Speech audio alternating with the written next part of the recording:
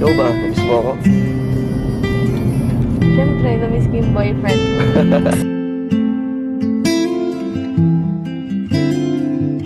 Nakakilig pala pag sa'yo mismo nang galing yung boyfriend.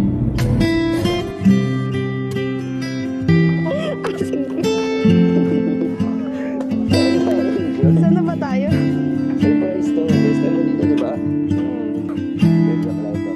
So, sana magustuhan mo itong video. Meron ka na? Wala ka na naman. Ha?